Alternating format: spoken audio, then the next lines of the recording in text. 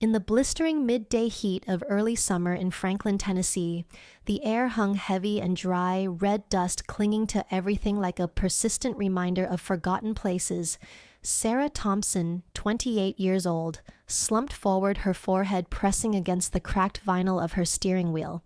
Her 2008 sedan had betrayed her, smoke billowing from under the hood as the engine sputtered to a halt on a desolate rural road, flanked by endless fields of wheat swaying lazily in the breeze. She'd driven over 900 miles from Chicago, fleeing a life that had crumbled around her, fired from her advertising job after a cutthroat colleague sabotaged her big presentation, evicted from her cramped apartment, and left questioning every decision she'd ever made. The sun beat down mercilessly, turning the car into an oven, and the acrid smell of burnt oil filled her nostrils, mingling with the metallic tang of despair. Her phone, clutched in her sweating palm, showed a critically low battery and no signal bars. No bars at all. The road stretched empty in both directions, no cars, no farms in sight, just the relentless hum of cicadas and the distant caw of a crow. Sarah bit her lip hard enough to taste blood, fighting back the tears that threatened to spill. What now? She had nothing left, no savings, no plan. Just a vague hope that returning to her hometown might offer some semblance of starting over. But even that felt like a cruel joke as she sat stranded miles from anywhere. Then a low rumble pierced the silence, growing louder from behind. She glanced in the rearview mirror and saw a battered Chevrolet pickup truck slowing to a stop. Dust swirled around its tires as the door creaked open. A man stepped out, tall, broad-shouldered, with sun-kissed skin and hands smeared with grease. He wore a faded flannel shirt tucked into worn jeans, his boots scuffed from years of hard use. His face was rugged, framed by a short beard and tousled dark hair, but his eyes were kind, a deep hazel that scanned the scene with quiet competence. "Car trouble." He called out, his voice steady and unhurried, carrying a faint southern drawl. Sarah nodded, wiping her eyes quickly before he could see. "Yeah, it just started smoking and died. I don't know what's wrong." He didn't pry or offer empty sympathies. Instead, he walked over, popped the hood with practiced ease, and leaned in, his sleeves rolled up to reveal forearms corded with muscle from manual labor. Tools clinked softly as he tinkered, a wrench here, a check of hoses there. Sarah stood awkwardly nearby, the heat making her dizzy, wondering if she should offer to pay or just thank him and hope for the best. After about 20 minutes, he straightened up, wiped his hands on a rag from his pocket, and slammed the hood shut. With a turn of the key, the engine roared back to life, albeit with a reluctant growl. "It'll get you a few more miles," he said, stepping back, "but you need to get it to a garage soon. Radiator's shot probably." Sarah blinked, relief flooding her. "How much do I owe you?" He shook his head, a small smile tugging at his lips. "Nothing. Wasn't a full fix, just a wake-up call for the old girl." Before she could insist or even properly thank him, he was heading back to his truck. Something about his easy manner made her call out, "Wait, are you a mechanic?" "Name's Jake," he replied, pausing with one hand on the door. "I work at Wilson's garage in town. I'll follow you there just in case it gives out again." She hesitated, then nodded gratefully. As they drove the short distance, Sarah glanced in her mirror at the truck trailing behind. She had no idea that this unassuming man with his grease-stained hands and simple life was about to upend her world, revealing layers of secrets that would challenge her notions of trust, heartbreak, and what it meant to truly love someone. The town of Franklin came into view soon after, its quaint main street lined with brick buildings and mom-and-pop shops. Wilson's garage sat at the edge, a modest setup with a few bays and a sign faded from years of sun. Jake pulled in beside her, hopping out to guide her into an open spot. "We'll get it sorted," he assured her, his tone reassuring without being overbearing. As she waited inside the small office, flipping through an old magazine, Sarah couldn't shake the feeling that this random act of kindness was the first good thing to happen to her in months. Little did she know Jake harbored his own burdens, ones that would soon intertwine with hers in ways neither could predict. The next morning, Sarah woke in the dim light of her motel room on the outskirts of Franklin, the cheap curtains doing little to block the insistent sun. Her body ached from the long drive and the emotional toll of the previous day, but she forced herself up, determined to get her car fixed and figure out her next steps. Wilson's garage wasn't far, and as she pulled into the lot, the familiar Chevrolet truck was already there, parked neatly beside a row of vehicles in various states of disrepair. The air smelled of motor oil and metal, a comforting industrial scent that reminded her of her father's old workshop back in her childhood home. Jake was under the hood of an ancient Ford Mustang, his body half hidden as he wielded a wrench with rhythmic precision. An old radio crackled faintly in the background, playing smooth jazz tunes that seemed out of place amid the grease and tools. Sarah cleared her throat to announce herself, and he slid out on a creeper, wiping sweat from his brow with the back of his arm. "Morning," he said, standing up and offering that same easy smile from the day before. "Brought her in, huh? Let's take a look." He spent the next half hour diagnosing the issue, his hands moving confidently over the engine components. Sarah watched from a safe distance, leaning against a workbench cluttered with parts. "It's the cooling system," he finally announced, straightening up. "Gonna need a new radiator. I can order one express, should take about 2 days to get here and install." Sarah nodded, calculating the cost in her head and wincing inwardly at how it would dent her meager savings. "Thanks for following me yesterday. I don't know what I would have done otherwise." "No problem," Jake replied, grabbing a notepad to jot down notes. As he worked, silence settled between them, broken only by the occasional clink of metal. Curiosity got the better of her. "So how'd you end up as a mechanic? You seem like you know your way around more than just cars." He paused, setting the wrench down and leaning against the car. "Didn't go to school for it, if that's what you mean. Picked it up on my own fixing things around the farm growing up. Actually studied finance in college, thought it'd lead to something big. But I hated the suits, the meetings, the whole corporate grind. This," he gestured to the garage, "this feels real. No games, just problems you can fix with your hands."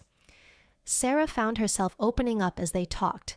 She told him about her life in Chicago, the high-pressure job in advertising, the endless pitches and deadlines, and how it all fell apart when a trusted colleague stole her ideas for a major campaign, getting her fired in the process. "It wasn't just the job," she admitted, her voice softening. "It was like losing a part of myself. I poured everything into it and poof, gone." Jake listened intently, his hazel eyes focused on her without interruption. He didn't offer platitudes or quick fixes. Instead, he asked thoughtful questions. "Do you regret leaving the city? Sounds like you had a lot going for you there." "Not really," she said, surprising herself with the honesty. "But coming back here, I feel like I don't fit anymore, like I'm starting from zero." He nodded, understanding flickering in his expression. "Zero's not so bad. Gives you a clean slate." As the afternoon wore on, Sarah lingered longer than necessary, helping him sort a few tools just to extend the conversation. But as she prepared to leave, walking toward her temporary loaner car from the garage, she overheard him on the phone in the back bay. His voice, usually warm and steady, had turned icy. "No, I'm not coming back to the board. You think you can pull strings and make me your puppet again? My shares give me leverage, but I'm done playing. Don't call me about this anymore." The line went dead, and Sarah froze her hand on the door handle. Who was this man? The humble mechanic who'd helped a stranger for free was speaking like a high-stakes executive, someone entangled in corporate power plays. Her mind raced. Had she misjudged him entirely? As she drove away, the small town of Franklin suddenly felt layered with unspoken secrets, and Jake, with his unassuming facade, seemed at the center of one of the biggest. One lazy afternoon the following weekend, Jake showed up at Sarah's motel with a casual knock on the door. "Thought you might want to get out of town for a bit," he said, holding up a thermos of coffee and a bag of sandwiches from the local deli. "There's an old farm just outside Franklin, great for walking, clearing your head." Sarah, who had spent the days waiting for her car parts by aimlessly wandering the town's quiet streets and jotting notes for her unfinished novel, jumped at the chance. Anything to escape the motel room's stale air and her swirling thoughts. They drove in his pickup, the windows down, warm breeze carrying the scent of fresh-cut hay. The farm was abandoned, but picturesque rolling hills dotted with rusted silos and overgrown fences, the kind of place that whispered stories of better days. As they strolled along a dirt path, conversation flowed easily, deeper than before. Sarah shared more about her Chicago life, the thrill of landing her first big client, the betrayal that shattered it all. "It wasn't just the job," she confessed, kicking a pebble. It was trusting someone who turned out to be a snake. Makes you question everything. Jake nodded, his gaze on the horizon. I get that. Grew up with expectations piled on me like weights. My dad, he was a big deal in real estate, built an empire from nothing. Died when I was 19, heart attack in the middle of a board meeting. Suddenly, I was supposed to step into his shoes, become the next big thing. College degree and finance internships at his firm, but it all felt like a cage. Sarah glanced at him, surprised by the vulnerability in his voice. What happened? Why'd you leave it behind? He stopped at a weathered fence, leaning against it as the sun dipped lower. I tried for a while, suits, deals, the whole 9 yards, but I was just a name to them, a legacy to exploit. After Dad's funeral, the board started pulling strings, treating me like a pawn in their games. I walked away 3 years ago, came here to Franklin. Fixed cars kept my head down. It's simple. No one cares about your last name when you're elbow deep in an engine. They continued, walking the path leading to a small pond where dragonflies skimmed the surface.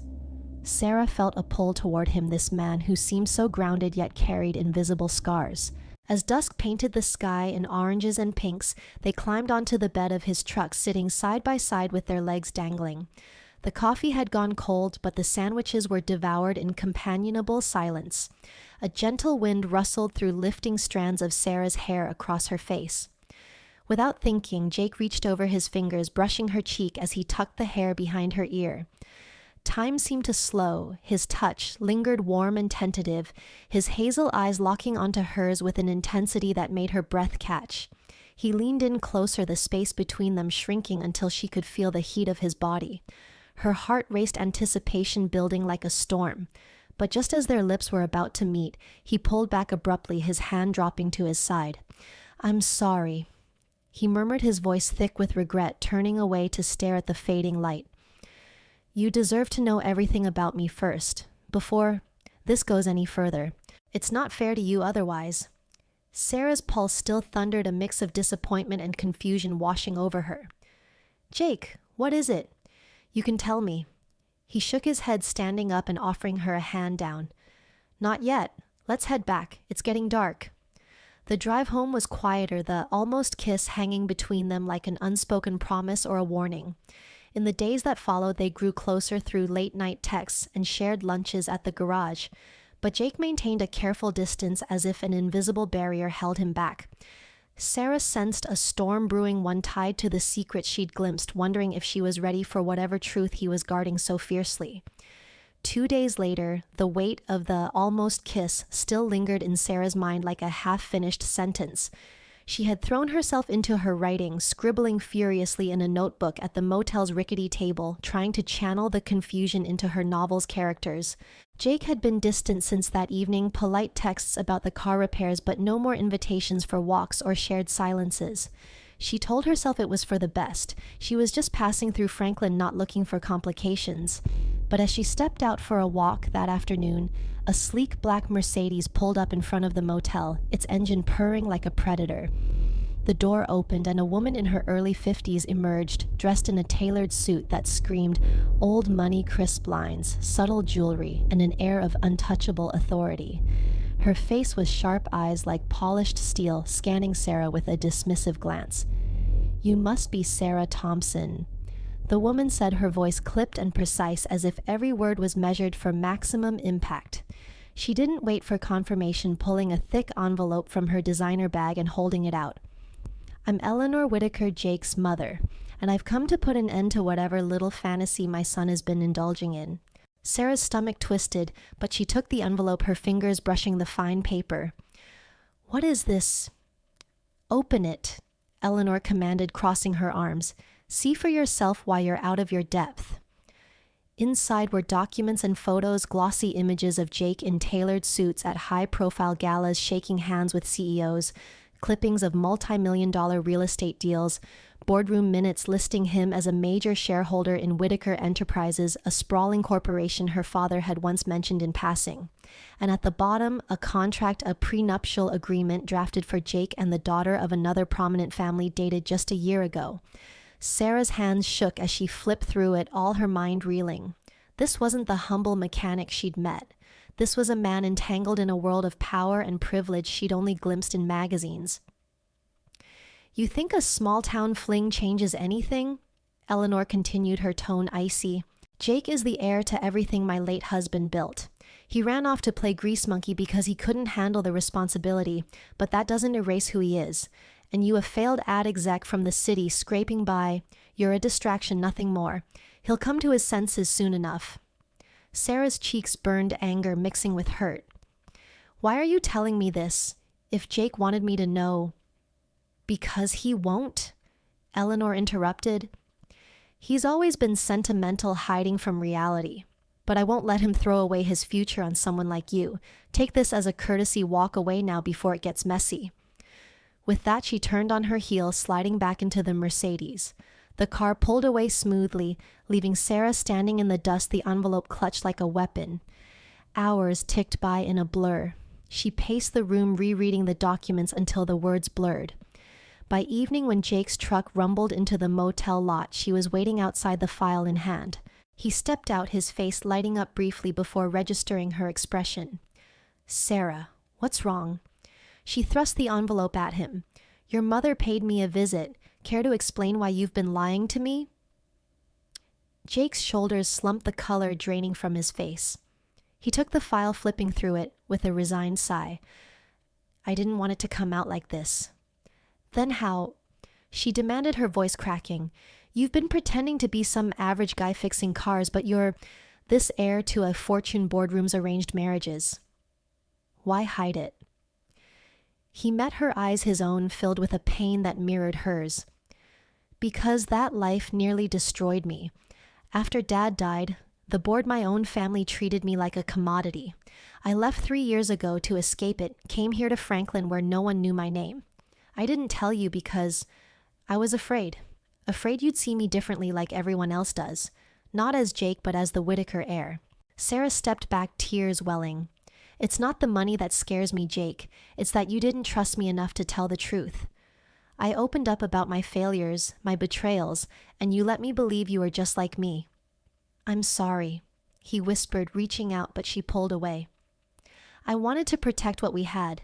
It felt real for the first time in years." "It was real," she said, her voice breaking. "Until now." She turned and walked back to her room, the door clicking shut behind her like a final punctuation. Alone, she sank onto the bed, the weight of disappointment heavier than any secret. Jake stood outside for a long moment, the file crumpling in his fist, knowing he'd just shattered the one genuine connection he'd found. 3 weeks dragged by in a haze of isolation and self-doubt for Sarah. She had checked out of the motel and rented a small apartment in Franklin, using her dwindling savings to buy time while job hunting online. The revelation about Jake had left her reeling, not because of his wealth or hidden life, but the betrayal of trust. She threw herself into her writing, polishing the short story collection she'd started in Chicago, pouring her frustrations into tales of flawed heroes and unexpected redemptions. One afternoon, an email pinged. A publishing house in Nashville wanted to offer her a contract for her manuscript. An anonymous benefactor submitted it with a strong recommendation and offered to cover initial costs. The editor explained in a follow-up call. Sarah's heart sank. She knew exactly who it was. Part of her wanted to reject it out of pride, but practicality won. She signed the deal, whispering a conflicted thank you to the empty room. As the publication process accelerated, Sarah focused on the launch event, a modest affair at a cozy bookstore in Nashville. She invited a few old friends from Chicago, but mostly it was locals and curious readers. Standing at the podium that evening, reading excerpts to a small crowd, she felt a spark of accomplishment amid the lingering ache. Applause rippled through the room as she finished, and she moved to the signing table, pen in hand. That's when she saw him, Jake, slipping in through the back door, dressed simply in a clean button-down and jeans, no trace of the corporate air in his demeanor. He hung back, watching her with a mix of pride and hesitation, until the line thinned and she couldn't ignore him anymore. "What are you doing here?" she asked, her voice steady but guarded as he approached. "I had to come," he replied, his hands in his pockets. "Your words. They deserve to be out there. I'm proud of you, Sarah, whether you want me here or not." She glanced away, the hurt resurfacing.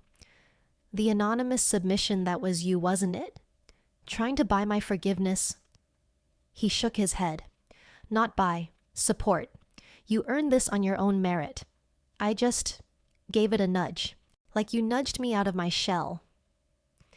The bookstore owner announced a short break and the crowd milled about. Jake stepped closer, pulling something from his pocket, a simple silver ring unadorned but sturdy, glinting under the warm lights. I know I messed up, he said, his voice low and earnest. Hiding who I was? It was cowardice. I left that life because it turned me into someone I hated, cold, detached, always calculating. Here, fixing cars, I found peace, meeting you. That was the first time I felt seen, not for my name or my bank account, but for me. Sarah's eyes met his, searching. Then why the games? Why not tell me from the start? Because I was scared you'd run like everyone else who learned the truth and saw dollar signs or complications. My mother, she's part of that world, always pushing me back into it, but I'm done hiding. He knelt down right there in the middle of the bookstore aisle, ignoring the curious glances from lingering guests. This ring isn't gold or diamonds, it's steel, like the parts that hold engines together. Unseen but essential. You've been that for me, Sarah. You make me want to face everything, build something real. Will you marry me? Not the heir, but Jake, the guy who fixes cars and listens to jazz on an old radio. Tears blurred her vision, but they were different now. Relief, joy, forgiveness mingling. The crowd had quieted, sensing the moment. She nodded, whispering, yes, and pulled him up into an embrace as applause erupted around them. In that instant, the barriers crumbled and Sarah knew she'd found not just love, but a partner who chose her every day. Months later, in a quiet autumn afternoon in Franklin, Sarah sat at a wooden desk in the corner of Wilson's garage, typing away on her laptop amid the clatter of tools. Her book had become a modest hit, inspiring a sequel she was drafting. Jake's shirt, smeared with grease, emerged from under a vintage Chevy, wiping his hands. He leaned down to kiss her forehead. You know I love you most when you're lost in your words, he said, grinning. She looked up, smiling. And I love you most when you're under a car, real, no pretenses. He chuckled, pulling her close. Love wasn't about spotlights or fortunes. It was choosing each other day by day, even when no one was watching.